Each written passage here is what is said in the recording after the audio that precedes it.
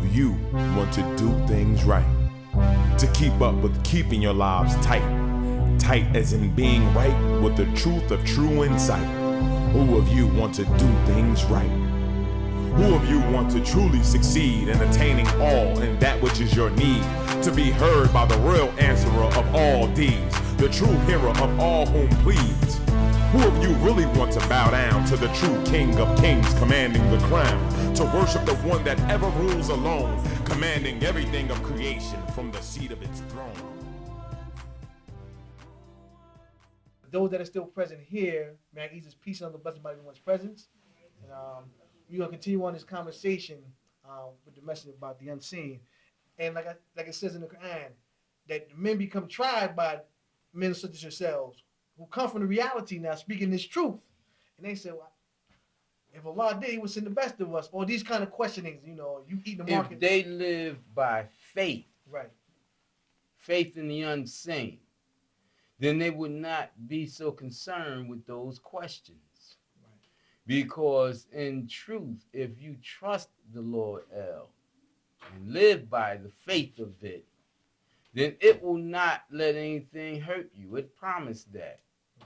It will bring you to the clarity of wisdom and understanding what it desires for you. By faith, you must come unto it. You see? And so many people just refuse to, so they will question the prophets. Would you send us a man? Would it send us a man like ourselves? No, it wouldn't. No, it would not send you a man like yourselves. It sacrifices its prophets that it created amongst humanity in the form of humanity. You have the angels, you have the prophets, and you have the common human beings. Prophets are not the common human beings. We were created as prophets, as they say, the cream of the crop. Okay, we were created as prophets, and different days and time of the Lord, it sends us down into the family of humanity as a mercy from itself with its words. It even creates each of its days behind the names that it gives its prophets. The day of Muhammad lasted 1,500 years. Methuselah had lived for 900 years. You have different days and times, periods, for each day of the Lord under the name of its messengers. Now the day of Holy-Apostle Deen has begun. The Lord's day for this. And like many people who stay up all night, they don't realize it's a new day. Right. Yeah. Huh? Another sign of lose track of the times. Yeah. Out there intoxicated. Like the people who live on arrogance, it's becoming clear that there's nothing, like Ahezaah said, there's nothing you can do for them no matter what you say. No matter what you say, you have all kinds of men. And you have some that's just disbelievers, and no matter what Ahezaah does with them, they're going to be disbelievers. That's why it's saying in the Holy Quran, in the name of Allah, that if I was to bring you back from life and return from death and return you to life, you would still be disbelievers. Because that's what you are. You know what I'm saying? You got people that take alligators and rattles and snakes and lions and tigers for pets. Huh? Yeah, you do. And we know that no matter what you do to certain beasts, you cannot tame them. The best we could do is tame a dog. That's what we have been able to do historically.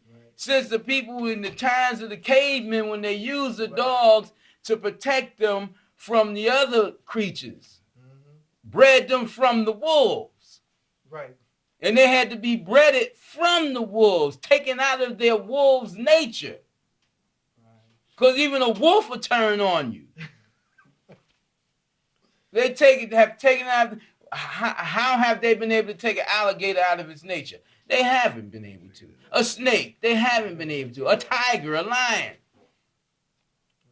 And then the lion bites somebody's head off and says, he didn't really mean it. He just got confused. Huh? He meant it. She meant it. They were confused. They were confused when they were playing with you. That's confusion. But when they bit that sucker's head off, they were no longer confused.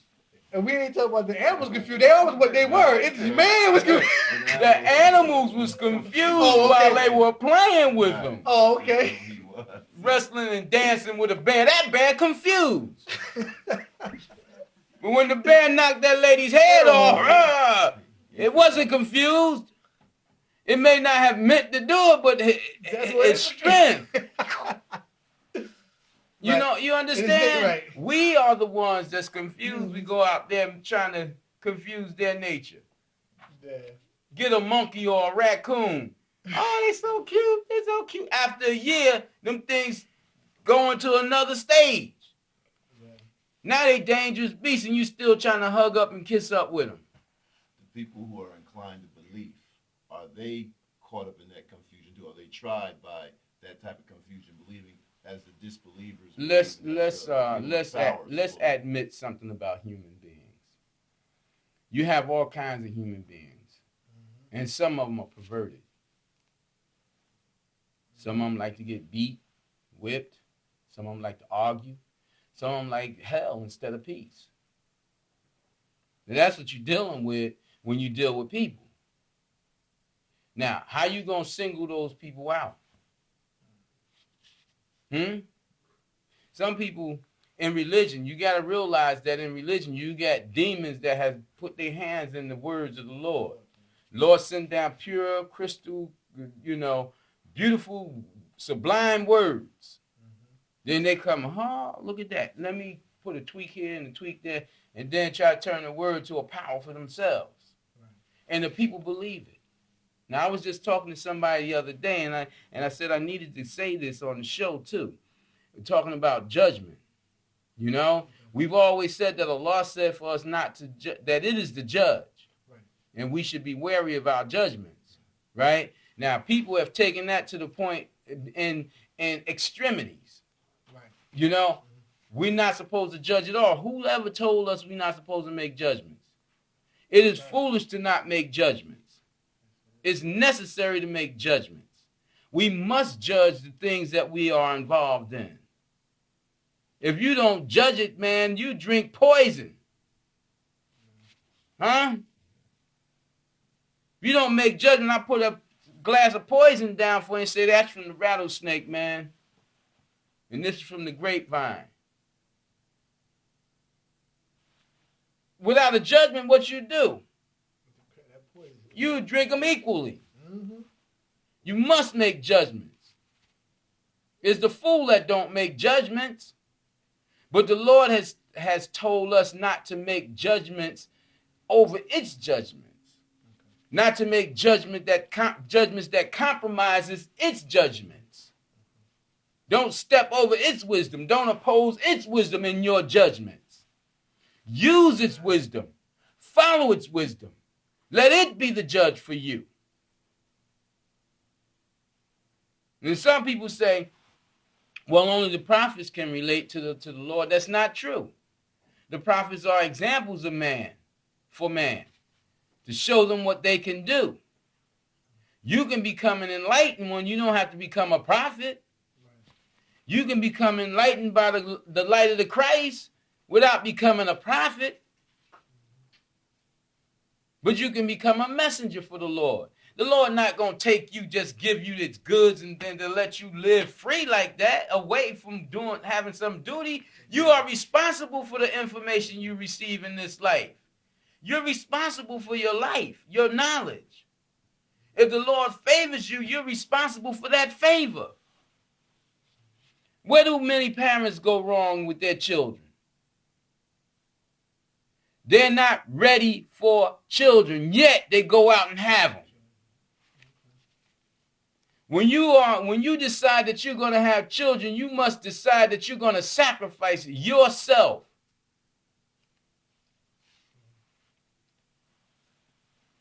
that comes with the order of having children.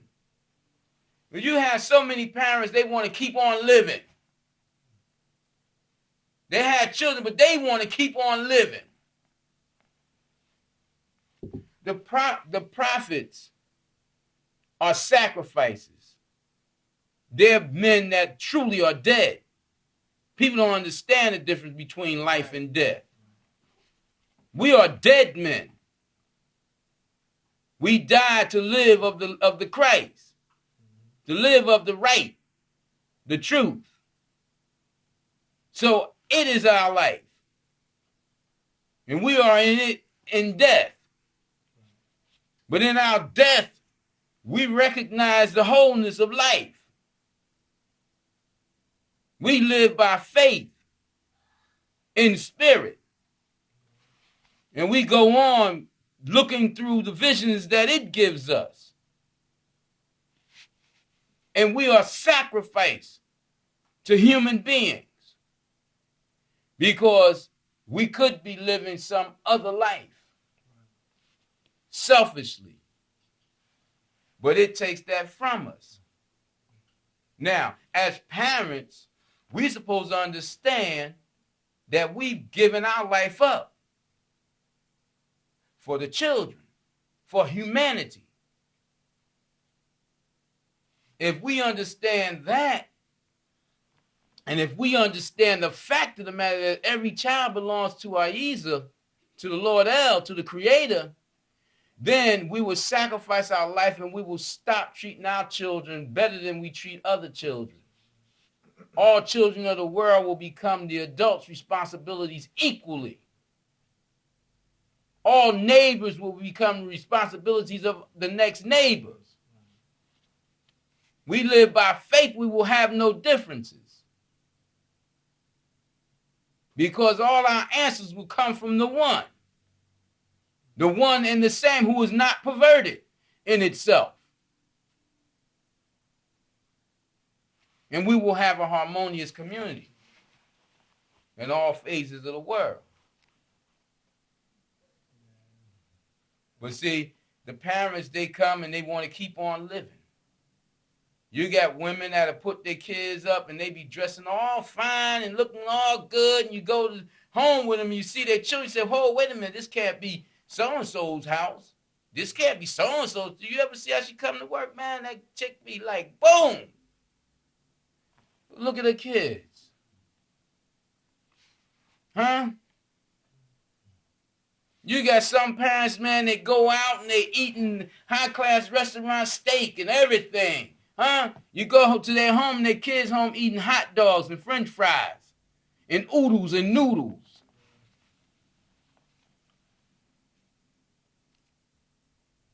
Where's the sacrifice? You got some kids home all the time babysitting themselves while the parents out having a so-called good time. You got some doing all kinds of evil in the presence of their children, say, don't do what I do what I tell you to do. You know? Don't look at me, listen to me. And the child's like, what the heck? They're not right. I know that's my mother and father, but damn, they ain't right. I hate this life. I don't want nothing from them. Let me go understand life for myself.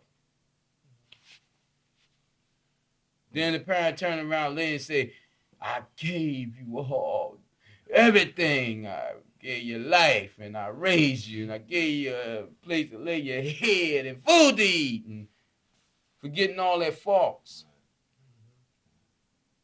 You know, while the child, even if the child forget the faults of their parents, they are nurtured in those faults. Nurtured in them. The thing I pride myself in by my Lord's giving, the gift that the Lord gave me is that if my parents died today and I've had a father who died, I could be at peace. My mother died today, I will be at peace because I made my peace with my Lord. in regards to my parents. If my children died, I'd be at peace, because I've made my peace with my Lord in regards to my children. And if I die, I don't have to worry about where I'm going, because I've made my peace with my Lord in regards to my life. And I've given it up to it. Then there's no blame on me now. And you have the fools out in the world who believe their own deceit. And want to blame me for different things that they should. As they blamed the messengers before. Yes. Things, Yes. You know, there's no fault. The fault is on the people, because as what's happening now, those people before, they got a clear word too. Yes. Spoken to them in their language, spoken to them Yes. in their mindsets, you know. I've taken by the way you even described the elegant woman in some sort of, how do we say it, pop language, you know, but everybody understood what you mean, you know. A person Well, that you know, tracks if it I with don't you. speak your language, then how you will have an excuse to take back to the Lord. Right. See, people go back to the Lord El and say, well, you know, he said your name was Ahezaah, and I knew you as Allah, and so I couldn't listen to him. Well, did not my servant explain what Ahezaah and Allah meant to us? Well, I didn't understand it because your messenger wasn't like Jesus or Muhammad. He said the word Lord and Right. was you around when Jesus and Moses and Muhammad said in their language? Oh, no, Lord. Well, what are you talking about? Yeah. It's just words. We're taken down so deep by the devil that we are caused, as human beings, are caused to think that our profane language is worse than our profane actions. Yeah. The popes never curse, but look at all the evil they doing. Sodomy. And what have you. Thievery. Ordering deaths. Killing up nations and then saying, oh, we want peace. Lies and deceit for the devil. And you want to blame me because I say what is I didn't make the word up. That's right. And I didn't make up the meaning. And we know means some kind of manure or something bad has happened. Yeah. Well, I know, because people in general make that mistake because they want an excuse out anyway. Right. They want an excuse. I don't want They to. want an excuse. I don't want to surrender his act. Right. All they See, look he at- cursed. I can't listen to him. He's Mm-hmm. see his language like my. Nah, I can't. Yeah. And that's Yeah. humanity. Yeah. But But they forget that the Lord El created the languages. See, they think Right. that they created the languages. The Lord El created the devil. And they want to get a devil power and say, well, this is from the devil. That ain't from no damn devil. That's through the devil. The devil ain't got no power. Why you think I could sit up and not fear the devil and talk about it? I call the devil a chump. Why do I call it a chump? Because I've been told it can't touch you because we got you covered. Yeah, I'm covered by something more powerful than the devil. Huh? The one that's the power of all things empower me to speak these words. Do you think for a moment that I didn't twitch? I didn't squirm? I didn't try to fight, not using the language that I used, saying to my Lord, Father, but they will never believe me talking like this.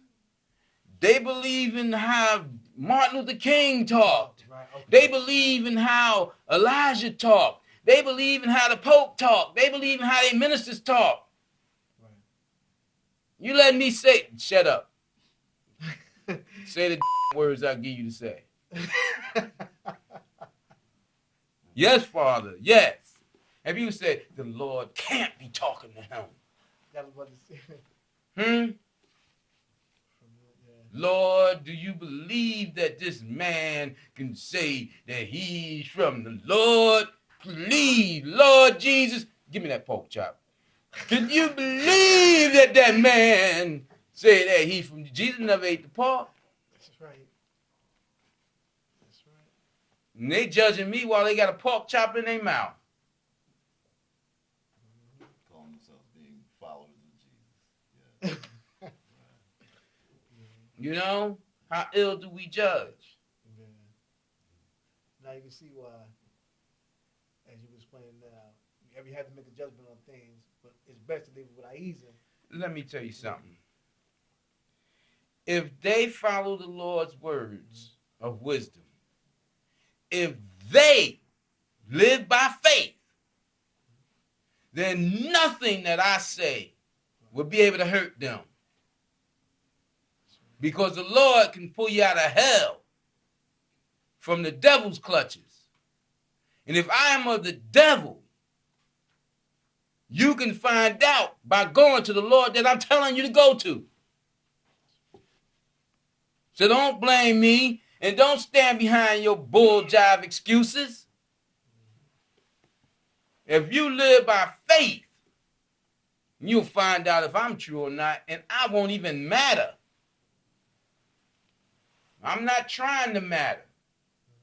I'm trying to get the hell out of this life. Figuratively, reasonably,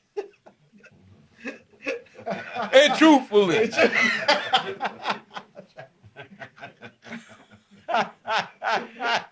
You know? Because I want to go to where my Lord promised me I would be for doing this service. Lord Holy-Apostle, will you tell us that to live by faith, do we need to exercise it, fasting, prayer, meditation, or is it something more that we should do more simply, honestly, sincerity? You told us. Okay, let's not confuse things. To live by faith ain't got nothing to do with fasting. To live by faith ain't got nothing to do with any of those things you just mentioned. If I say to you, man, get the hell out of my damn face, and I'm on the pulpit in the church, most people say, man, that got wrong. But if the Lord so caused me to say it and commanded that I say it, and you don't know nothing about it, I'm living a right life of righteousness, and you looking at it as wrongful. Oh, man, you hear how he talk? That's wrong. How can he represent the Lord like that?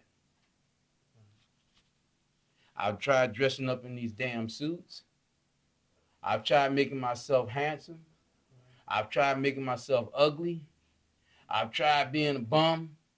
I've tried all different things just to reach people. I've tried talking like I come out of Oxford. And I've tried talking like the niggas in the street. Now, we got politicians that want to say nigga is the worst word we could say. When they know that it's rooted in their heart. And secretly, they are akin to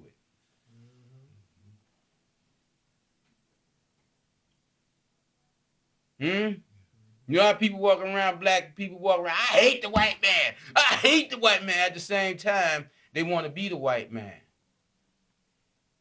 We know that happens a lot. The ones who fighting the hardest, I hate him. Why you hate him so much? Because he won't let me be like him. Damn, man. So you ain't really hating him. You just angry with him because he won't let you be like him. Right. Because if you hate something, you don't want to be it. You want to be the opposite of it. So let's say you just mad. Tell the truth about it. I'm just mad because I'm angry with the white man. Yeah, that's true. You know? In that scenario you mentioned, Holy Father, I think about how people of our race the lighter they are, the harder they are really trying to Try to be black now. prove that I'm down or whatever. Yeah, well, back in the day, when they were light, they were like, they was right. Oh yeah, Light was right, and they weren't trying. Mm-hmm. It wasn't until the 60s and what have you when things start changing, Mm-hmm. and the lightest ones was trying to get afros, and Mm-hmm. now they trying to go to dreadlocks and what have you, you know. What dreadlocks got to do with anything? Them dreaded locks. Yeah. You know? Following the cultures and people before them. Yeah, it's saying like Jesus wore dreadlocks and what have you, I know. and then they how do your dreadlocks grow? Some they don't wash their hair and stuff like that. Right. They don't get, you know, in a lot of cases. Come on, Jesus was a very clean individual. Mm-hmm. You know. Yeah. Again, taken away from what Allah sent down as part of customary habits, keeping clean. But what they've gone is beyond. Like I say, the Muslims should be the cleanest people in the world, praying 5 times a day, right? making wudu and ghusl 5 times a day. They should be the cleanest ones, but some of them scare me when I see them. They think they supposed to look like they just came off the desert, and there ain't no desert around here, man. Be dusty and crusty and rusty and make me embarrassed about being Muslim. Mm-hmm. Saying, what the hell is that all about? You know, to be Muslim, you got to rob banks and be dirty. That's not us. You know? And you know, perception has a great deal to do with how how you're taken, how you're received. Perception. You know what I'm saying? So in coming, like you, in fact, you're asking a question about those things of the practices, but he was talking about fasting. It's not about it. No, faith, blind faith or being of faith ain't got nothing to do with that. What it is when you become of faith, then the Lord guides you. Right. And in its guidance of you, it guides you into the proper things that will give you good health and happiness and, you know, and peace. Right. And coming into fasting and things that has been placed in the orders of religion, those are methods and tools to come into good health.